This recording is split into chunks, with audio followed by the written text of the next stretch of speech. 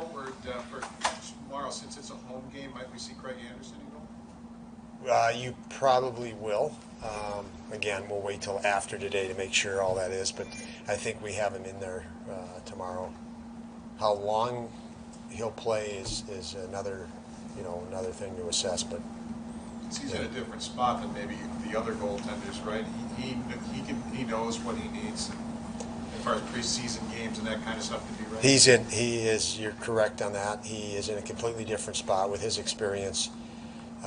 We communicate consistently with him, but we take a read. He can verbalize it. He can tell us how he feels, and he knows what he needs to get done to prepare, for 3 weeks from now or whatever it is. And in season, it's the same. He knows where he's going to be in 2-3 days and what's going to help him get there. So, lots of communication with a guy with that much experience. We talked to Craig the other day, and he was still talking about slights that were probably literally 20 or more years ago. Is that just part of his makeup? I mean, it still drives him, I guess. Do you see that? I missed the first part, Bill. Sorry. So when we talked to him the other day, he was talking about how he's motivated, about slights that he went through early in his career. I mean, okay. Literally 20 years ago. Grudges? He's got grudges still, or no? Sounds like it. But I mean, it's okay as long as you can fight through them. But no. I mean, do you still see that he's motivated by that? I definitely see he's motivated. I don't see that he's motivated by anything negative. But right. But again, whatever he said to you, whatever he shared with you guys, he shared with you guys. But I see.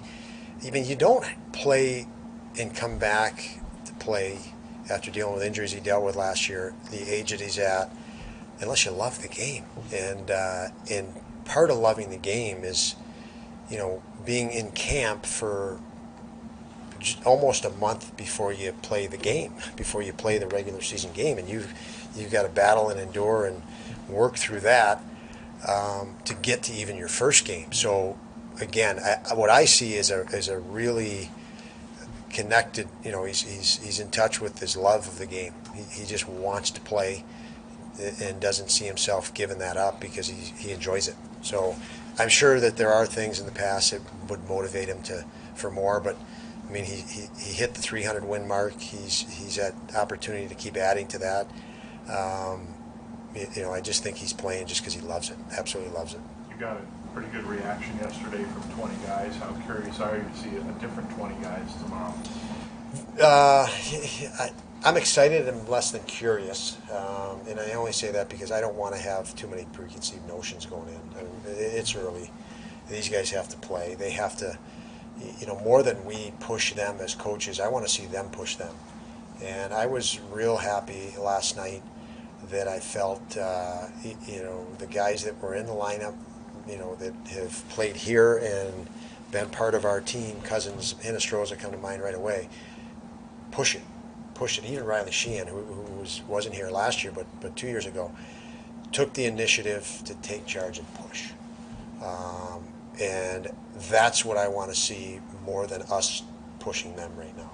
And so, I'm excited going into tomorrow because I think the guys I think they're excited and I think they understand,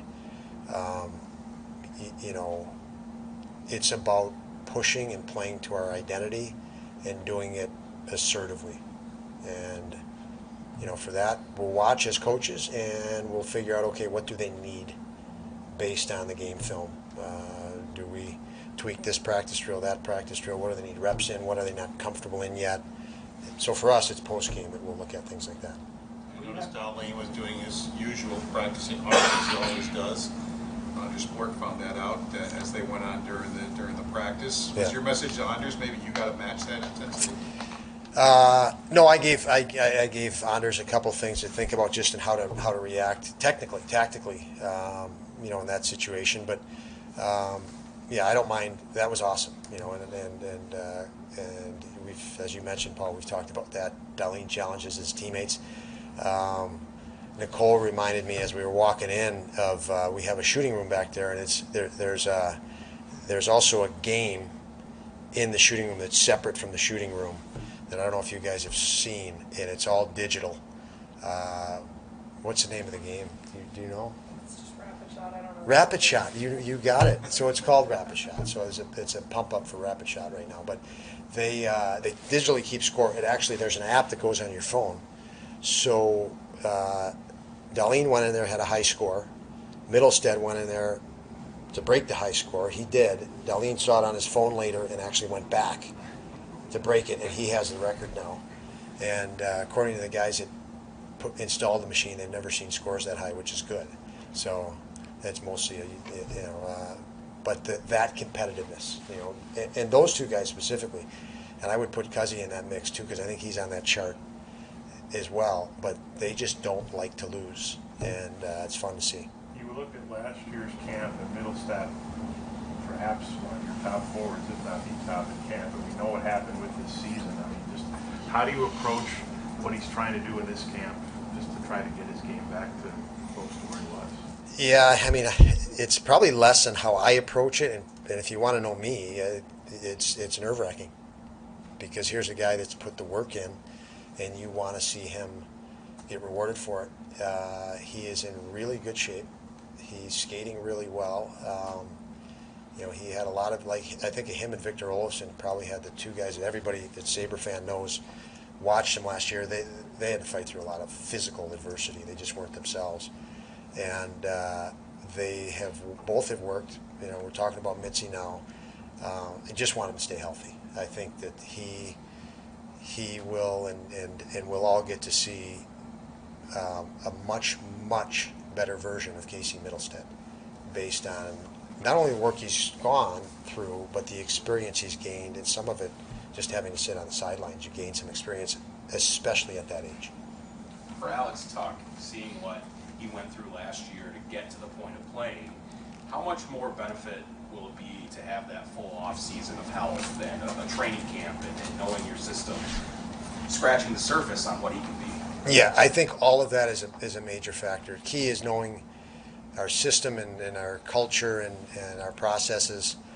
I think he's a guy that performs better the more comfortable he feels with his surroundings, more secure he feels with that. He's very in tune with that. He's a sensitive, guy, and that's a positive. I mean, that's an attribute that will help him dial into the next things he needs to do, or could add, I should say, not necessarily needs to do, but add to his game to continue to reach new levels in his personal career.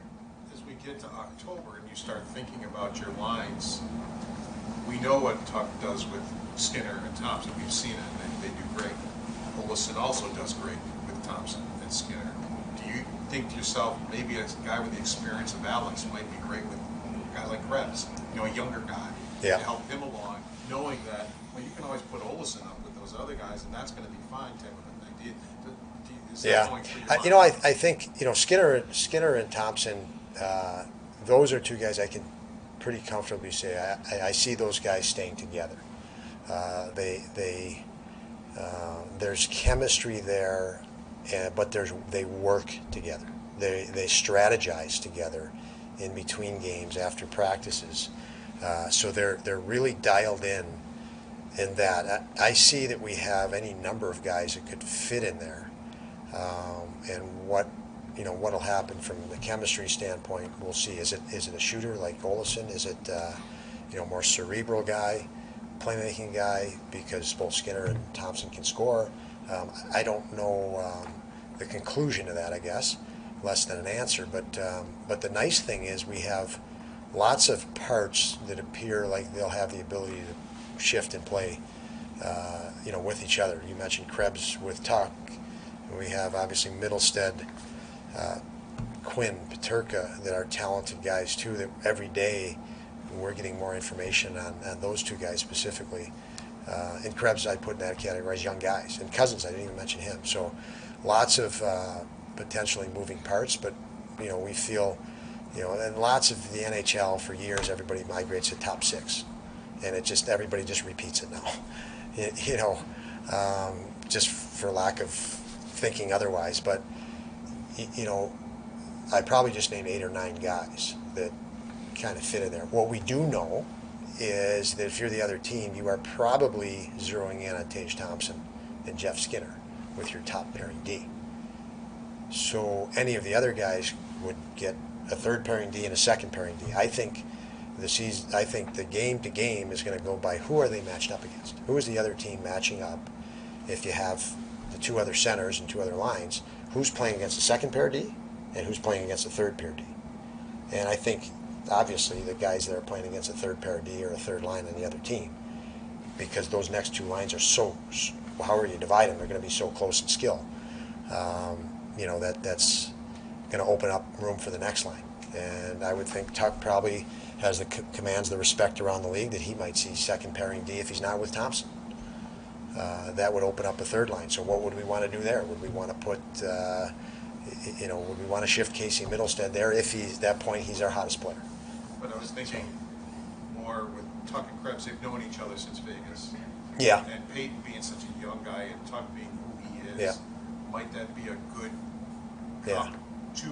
double combination? Absolutely, and I have processed it, and we have as a staff that exact way, Paul. We've considered that many times. We've used Middlestead on the wing, and I want to get him reps as much as I can there. I'm going to do the same with Krebs. Krebs played some wing last year, and there's some attributes to his game that translate better on the wing than at center right now in his career as well. So, that's not out of the realm, and we'll see that in the preseason, just so you guys are aware and heads up on it. Guys like Anderson, with guys like Comrie, that they've said to us that more or less they've got like a chip on their shoulder to kind of prove something. We've got guys that want to prove something. How do you manage that with those guys to kind of keep it with you? Yeah, I think those two guys, if they have that, it's healthy. It's healthy. It's not extreme. It's not. I don't think they're on a vengeance. I think again, those two guys love the game. I mean, that's the driver. It's not. If a guy didn't really love the game and he was just pissed off and wanted to do it, spite, that's not healthy. But these guys, I'm not worried about that. For that reason, I'm not worried about those two. Okay, I assume there's other guys like Casey's got something to prove from previous year to the injury now. I think some of these other guys. Yeah, I think you know what you can ask these guys that. I certainly don't want to speak for them, but what I see on Casey now, you mentioned him, is his drive, and like Tage is, I don't think they wanted to try to prove people wrong. I think Tage did prove people wrong that were loud against him, but Tage wanted to prove things for himself. I think Tage knew, I can do this, and I want to do this. It was a very healthy situation. I can tell you, just if it wasn't healthy, we would have probably been really nervous about the contract we gave him. It's healthy. There's no hesitation by us as an organization to reward Tage with that contract for that reason. He's not trying to prove to somebody else. He's trying to prove to himself. He's very within himself. Even though all that noise is out there, just because all the noise is out there, sometimes these guys have to react to it, but it doesn't mean they're consumed by it or driven by it. Some are, but Middlestead and Thompson, I would confidently say they're not. Their drive is internal.